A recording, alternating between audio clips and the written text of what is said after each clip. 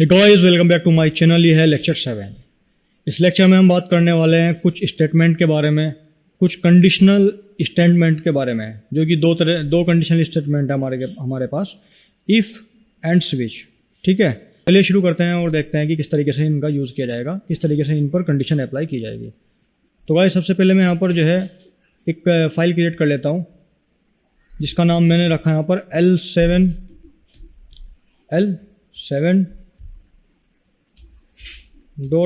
के नाम से मैंने यहाँ पर एक फ़ाइल क्रिएट कर लिया है। हम यहाँ पर यूज़ करेंगे एमेट एब्रीविएशन का, और यहाँ पर हमें एक बॉयलर प्लेट मिल जाएगी HTML की। और सबसे पहले हम यहाँ पर टाइटल को चेंज कर देंगे। टाइटल है हमारा इसका स्टेटमेंट, और ये है लेक्चर 7। ओके, बॉडी में लगाएंगे स्क्रिप्ट टैग, या आप एलिमेंट भी बोल सकते हैं, स्क्रिप्ट। ओके, अब ठीक है, इफ़ स्टेटमेंट। ठीक है, अब देखिए कमेंट इस तरह की आएगी। हाँ, वही तो, डबल फॉरवर्ड स्लैश मानी चाहिए ना कमेंट। मैंने यहाँ पर एक क्रिएट किया एक वेरिएबल ए नाम से, लेट ए का यूज़ करके। ठीक है, ए नाम का वेरिएबल हमने डिक्लेयर कर दिया, लेकिन अभी इसकी वैल्यू नहीं दी है, तो मैंने यहाँ पर वैल्यू दी इसकी 10। ओके, फिर मैंने अब यहाँ पर हम कंडीशन लगाते हैं इफ़। ठीक है, ये कह रहा है कि भाई यहाँ पर कंडीशन डाल दो। मैं कहता हूँ कि जब ए की वैल्यू 10 हो तो ये क्या प्रिंट करे, ये कहे कि भाई ये जो वैल्यू है ये इवन वैल्यू है, इवन वैल्यू। ठीक है, सिंपल। यदि ये कंडीशन ट्रूथ होती है, देखिए ये जो साइन है बीच में डबल, जो हमने डबल इक्वल टू का निशान यूज़ किया है, इसको बोलते हैं कंपैरिजन साइन, कंपैरिजन ऑपरेटर। ठीक है, ये क्या करेगा, ये चेक, देखिए ये चेक करेगा ए के बराबर 10 है, मतलब ए की वैल्यू कितनी है 10। अब 10 यहाँ पर आ जाएगा, तो 10 इज इक्वल टू 10। तो ये चेक करेगा दोनों बराबर है कि नहीं। अब जब दोनों बराबर आएंगे तो वैल्यू ट्रूथ हो जाएगी। जब वैल्यू ट्रूथ हो जाएगी तो ये अंदर इसमें ब्रैकेट में आएगा। ब्रैकेट में आने के बाद वो देखेगा कि यहाँ पर ये कोड है, प्रिंट कराना है, तो वो उसको प्रिंट करा देगा। लेकिन अगर ये फॉल्स हुई तो ये फिर ब्रैकेट में नहीं आएगा, ये यहाँ से थ्रो कर जाएगा एकदम किस पर, एल्स पर। और ये कहेगा, ये क्या कहेगा, इसको कॉपी कर लेते हैं, प्रिंट कर देते हैं कि वैल्यू इज़ नॉट इवन। ठीक है, नॉट इवन वैल्यू, ऐसा भी लिख सकते हैं, नॉट इवन वैल्यू। ठीक है, इसको चला कर देखते हैं। Alt+B का मैं यहाँ पर यूज़ करूँगा। उसके बाद हम करेंगे इसको इंस्पेक्ट।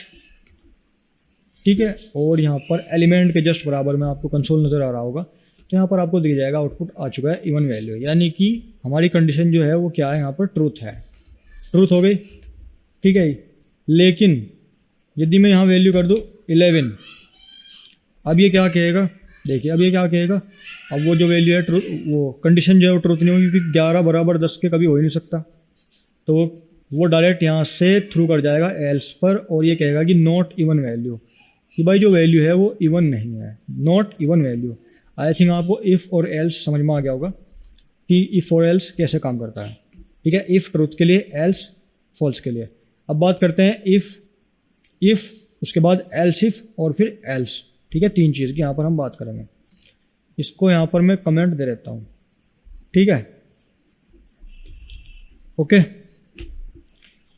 ये क्लियर है अभी तक। अब मान लीजिए मैंने यहाँ पर एक वेरिएबल क्रिएट किया एज नाम का। एज मैंने यहाँ पर रख दी गाइस, मैं यहाँ पर एज रख देता हूँ अभी 20। समझाने के लिए मैंने यहाँ पर यूज़ किया इफ़ स्टेटमेंट का। यहाँ पर मैंने कंडीशन लगा दी।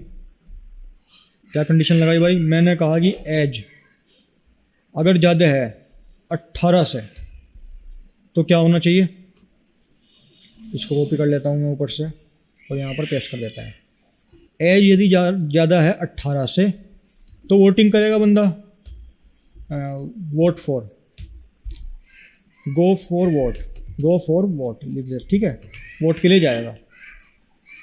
देखिए ये खाली इफ़ को ही देखते हैं, चेक करके चलेगा। हाँ, गो फॉर वोट। ठीक है, गो फॉर वोट, क्योंकि भाई जो एज है वो 21 है, जाहिर सी बात है 21 यहाँ आ जाएगा। वो देखेगा कि 18 से ज़्यादा है, हाँ बिल्कुल ज़्यादा है। वैल्यू क्या होगी, ट्रूथ हो गई। जब ये ट्रूथ हो गई तो ये अंदर इसके ब्रैकेट का आएगा, वो दे देगा गो फॉर वोट।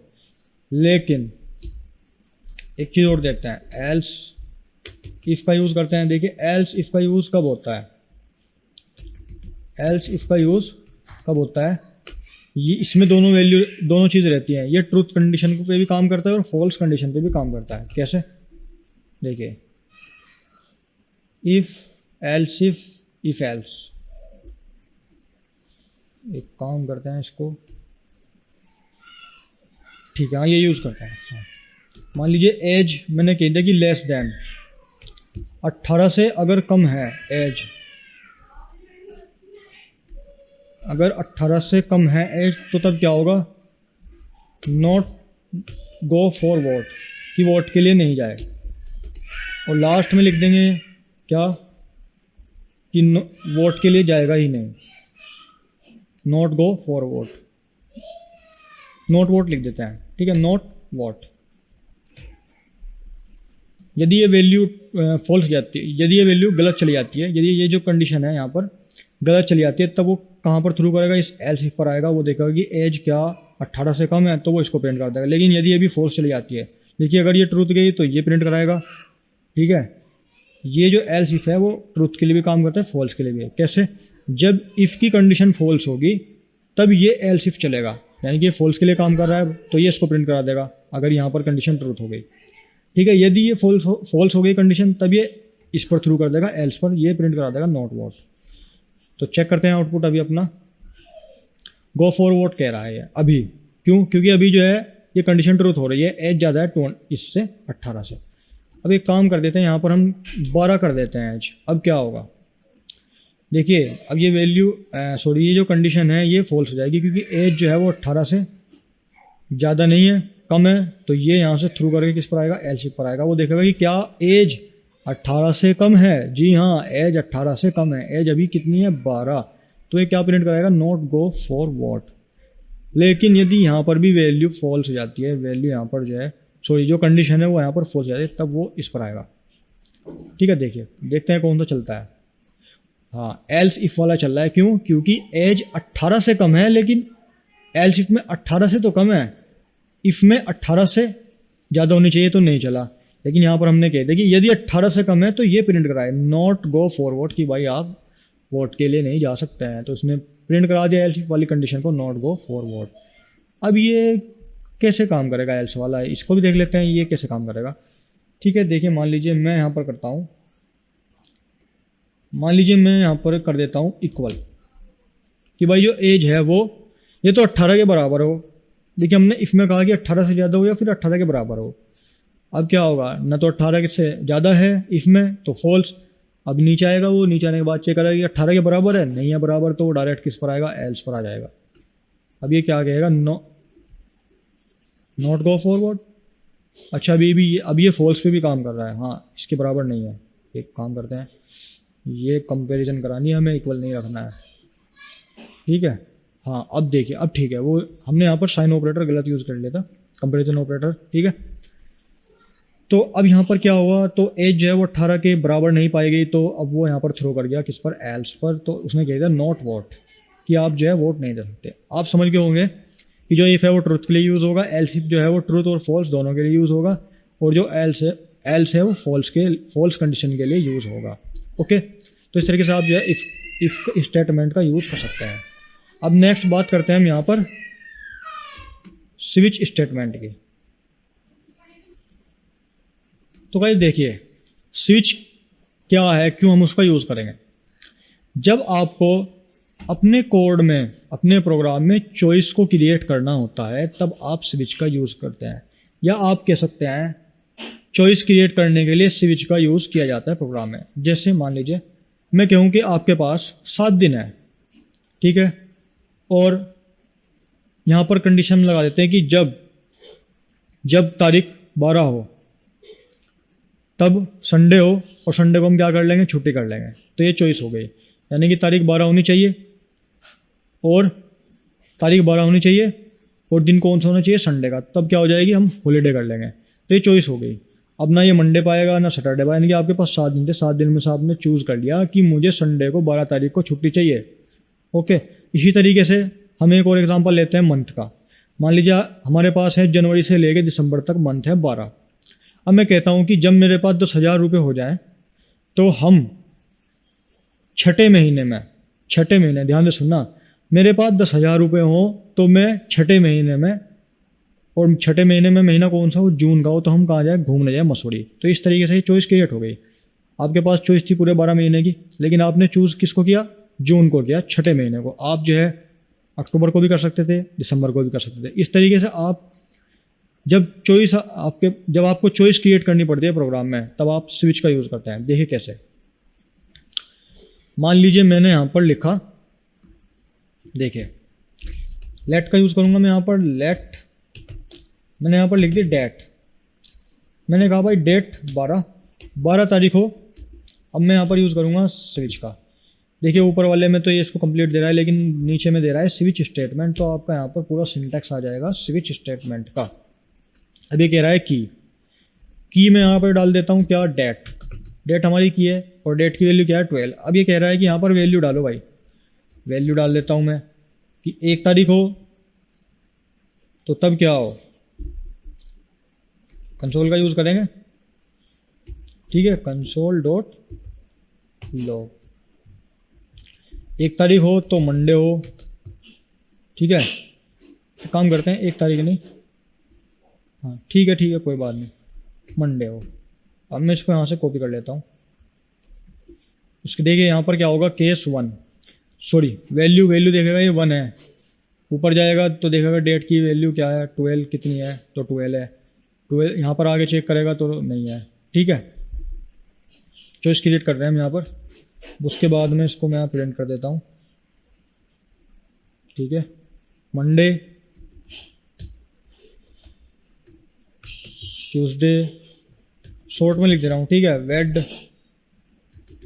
के बाद आता है थर्सडे, उसके बाद आता है फ्राइडे यानी कि फ्राई, और गाइस उसके बाद आता है यहाँ पर क्या, सेट। ठीक है, और उसके बाद आता है यहाँ पर संडे। ठीक है, संडे में कंप्लीट लिख दूंगा, और यहाँ पर मैं लिख देता हूँ वैल्यू 12। यहाँ पे लिख देंगे क्या, 11। यहाँ पर लिख देंगे कितनी,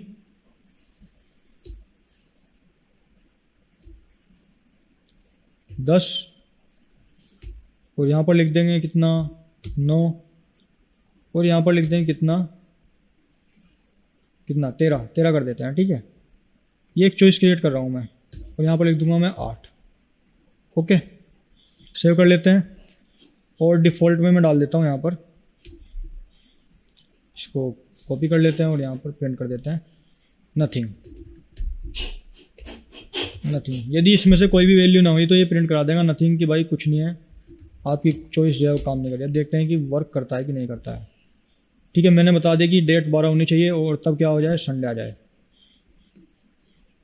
तो देखिए यहाँ पर क्या आ रहा है, संडे आ रहा है।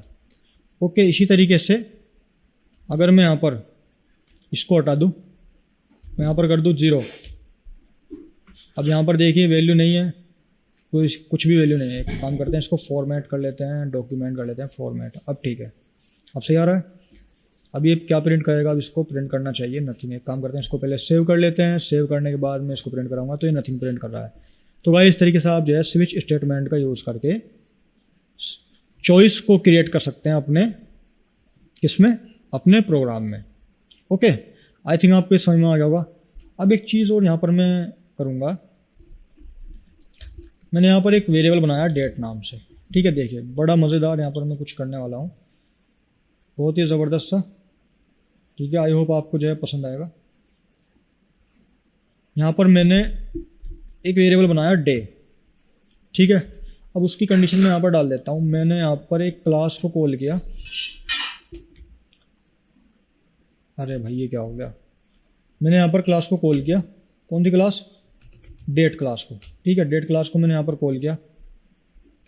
ठीक है, ये फंक्शन बन गया डेट का, दिखा रहा है ऊपर डेट। ठीक है, ओके, इसके आगे लगेगा ये, और मैंने यहाँ पर डेट को गेट कर लिया। गेट डेट कर लेते हैं।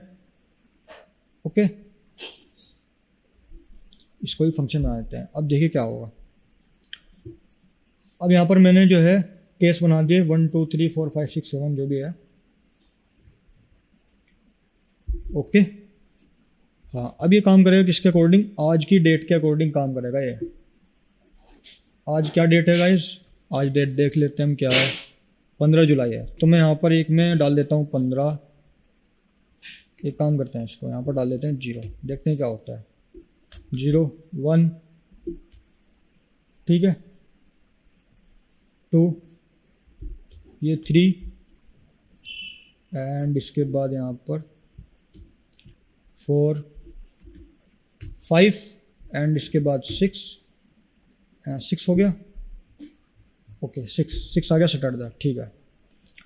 एक काम करते हैं, यहाँ पर कुछ गड़बड़ हो रही है तो 6 पर, चलो कोई बात नहीं, संडे डाल देते हैं अभी, क्योंकि हमें तो बस समझना है ना। एक काम करके देखते हैं क्या होता है। नथिंग दे रहा है, नथिंग क्यों दे रहा है? इसे जो है डेट आज का जो है डेट देनी चाहिए। आज जो है सैटरडे है तो इसे सैटरडे देना चाहिए था। तो यहाँ पर गड़बड़ हो रही है कुछ।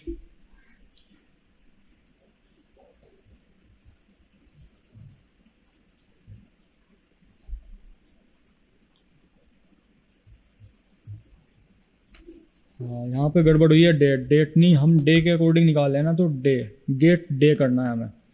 तो अब हमें यहाँ पर जो आज का दिन है वो मिल जाएगा। देखिए आज क्या है, संडे इसने क्यों दिया? क्योंकि मैंने यहाँ 6 नंबर पर संडे डाला तो वो जो हफ्ता है वो उसी के अकॉर्डिंग ही सेट हो गया। ठीक है, दिया मैं यहाँ पर डालता हूँ सेट, प्राइस को चेंज कर देते हैं अपना जो, क्योंकि जो वीक होता है ना वो संडे शुरू होता है। ठीक है, तो इसलिए इसने यहाँ पर संडे दे दिया, क्योंकि मैंने 6 नंबर पर वही डाला था। ओके, वेड, और